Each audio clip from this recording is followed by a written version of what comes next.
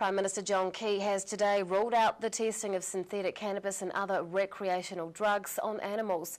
His decision comes as the government urgently pushes through new legislation to keep all legal highs off shop shelves until products can be proven to be low risk. Tonight, Carl Scott of Safe Dunedin joins us to talk about animal testing and Mr Key's announcement. Good evening, Carl. Good evening, Rebecca.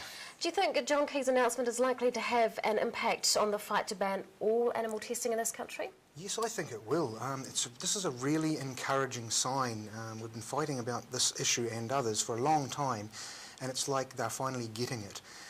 It's pretty clear that this is an issue Kiwis care about. We marched in the streets in our hundreds and thousands.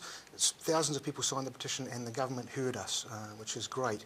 We're excited, we're ecstatic, we're in party mode today. And we've also been asking the government recently to ban animal testing for cosmetics.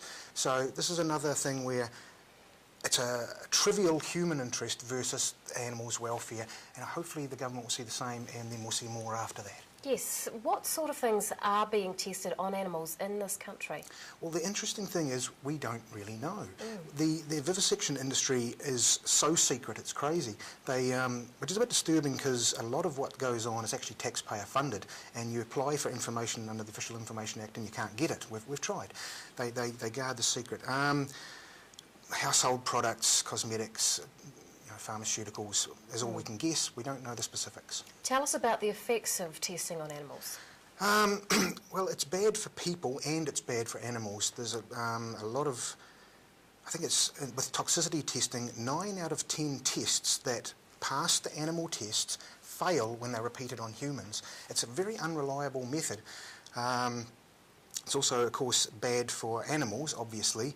And this is one thing I want people to understand is a lot of the tests are horrific for the animals. They are not moderately uncomfortable. Toxicity is increased until they have seizures and heart attacks and die. Can you imagine being so ill that happens to you? It's awful. What are the other ways to test products if we're not doing it on animals? Well, that's the crux of the whole issue. There are alternatives, and because there are, we must use them. We've got to give the animals a break. There's one for toxicity called the AIMS test, which is a cell culture test. There's another one, I forgot the name of it, a cell culture test, and there's computer modelling for toxicity. These are all approved by the OECD for use, and there are more going through the pipeline of being approved that don't use animals. We have a moral obligation to use them. So what does SAFE do here in Dunedin to lobby against animal testing? It's not a major focus. It could be. We have, Otago University has their laboratory animal department down in the heart of the city in the Hercus building. We've got Invermay Agricultural Research Centre, they do animal testing.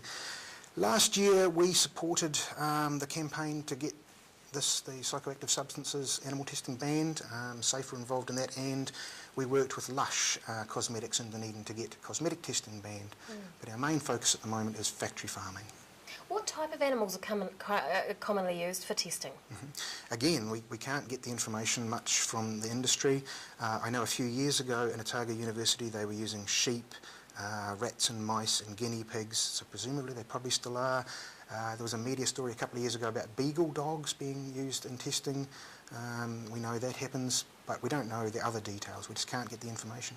Well, today's a bit of a win, some good news. We're stoked. Very excited. Carl Scott from Safe Dunedin, thanks very much for your time. Thank you.